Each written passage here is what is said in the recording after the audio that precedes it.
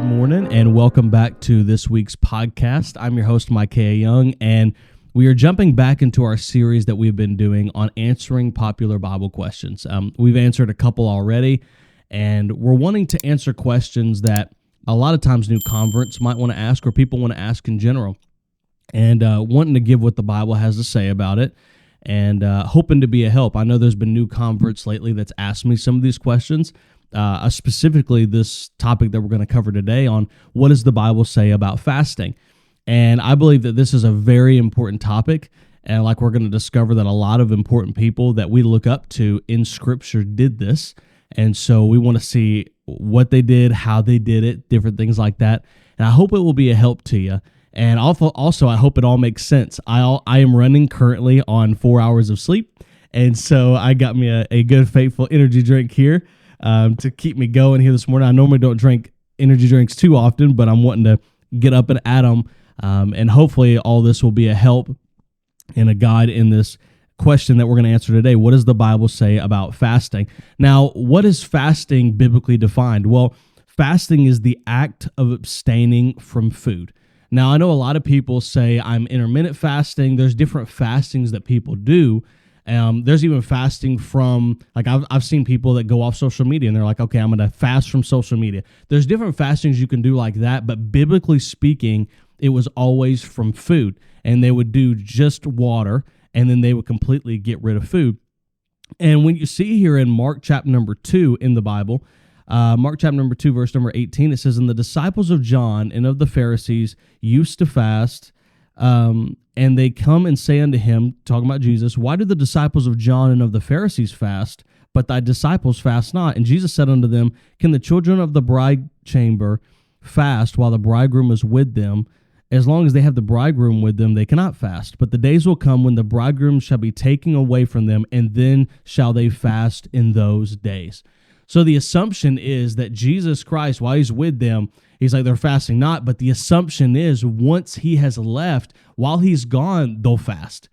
And so the assumption is left for us, Jesus Christ is still gone, and so the assumption is left. It's never a command given in Scripture that, hey, you need to fast, this is how much you should fast, or anything like that. It's not a command, but it is a good principle and a good thing to apply into our life. And it was the assumption that Jesus made that while I'm gone, they're going to fast. And they're going to put away some of these things, as we're going to get to, that might influence them. You know, there's different reasons why people fasted in Scripture. You have major decisions that needed to be made, Acts 14:13. Personal revival, Acts 9. Spiritual strength in Matthew 4. Spiritual leaders asking people to fast in Joel chapter number 1. You also have it to cast out a devil in Mark chapter 17, verse 21. But you also have fasting that there is health benefits as well. It purges the body. So besides even just spiritual benefits and putting some things away, you also have some health benefits as well, just to be able to apply in that. So the first thing I want you to notice today is the individuals that fasted.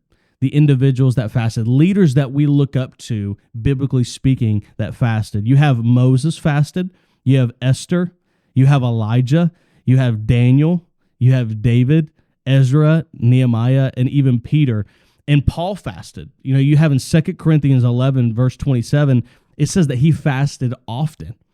And even advice that he gave in 1 Corinthians 7, he gave it to married couples. If you're having some issues, he said, you should just fast. And imagine if we fasted today when we had problems. Like, say you had marriage problems, and Paul said, okay, I want you to fast for 3 days, and I don't want you to eat until you get your marriage problems fixed.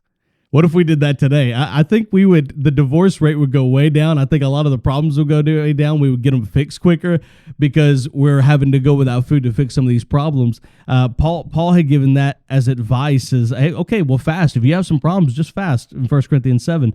But also Jesus fasted. If God in the flesh is fasting while he's here in the human flesh, I think we should as well. Him being our example, our pattern, looking for, like I said, it's not a command, but it's a good principle and a thing to do. Not only I want you to notice the individuals that fasted, but I want you to notice the influence of the flesh. Proverbs 23:2 says, "Put a knife to thy throat if thou be a man given to appetite." You know, food has become a god in our society. I believe the majority of the world deals with. I mean, you have a lot of people that eat consistently all the time, and we deal with this problem of gluttony. And so Jesus, even including this area of fasting, is something that we all deal with and something that we could improve. And, the point of fasting is not only to just to put something away, but it's to put your flesh down and to focus on God. Fasting helps your discipline when it comes to your flesh. And it's saying, okay, something that I want, because a lot of times when our flesh tells us to do something, we run and do it. Like, okay, I want you to eat this. I want you to do this. I want you to look at that. And we're so quick to just go with our flesh over maybe even going what the Spirit wants us to do. And so what does fasting do? It helps us be disciplined when it comes to telling our flesh no and following after the Spirit, following after God, putting our flesh down and replacing that with spending more time with God.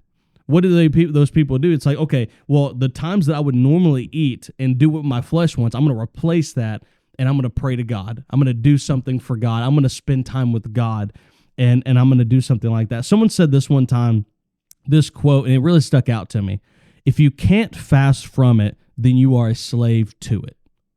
And what we've got to learn in this area of fasting is we're abstaining from food, trying to get closer to God, and we're learning how to put our flesh down, because our flesh tells us so quickly. Even Paul, after 20 years after being saved in Romans 7, is still battling with his flesh. His flesh is telling him to do something. He's like, no, I don't want to do it. What I want to do, I don't do. And there's this whole battle because the flesh is trying to tell us. And what did Paul do? He fasted often. Why? He was trying to get his flesh under control and putting God as the priority.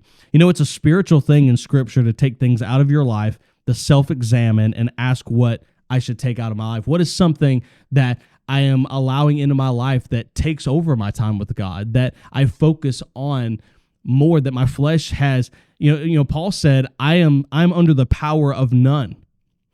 I've not let me get addicted to something where it's controlling me. It's got me on a leash, that it's carrying me around. And so what fasting does is we're putting something aside, learning how to discipline our flesh and say no to our flesh. And we can learn how to follow God and be more sensitive to his voice. Those of you who experience fasting, you know that there's a clarity that comes in your mind when you're fasting.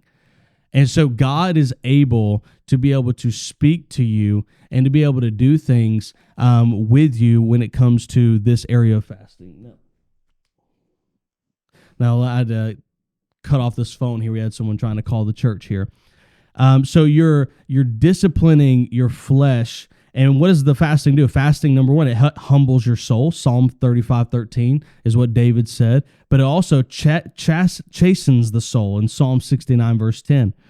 And so we see that Paul says, I don't want to be under the power of any. He's learning to put his flesh down. You can also read more about fasting in Isaiah 58, verses 5-8. It's breaking the bonds of whatever might be holding us and getting rid of that in Isaiah 58, 5-8. Job said in Job 23:12, I have esteemed thy words more than my necessary food.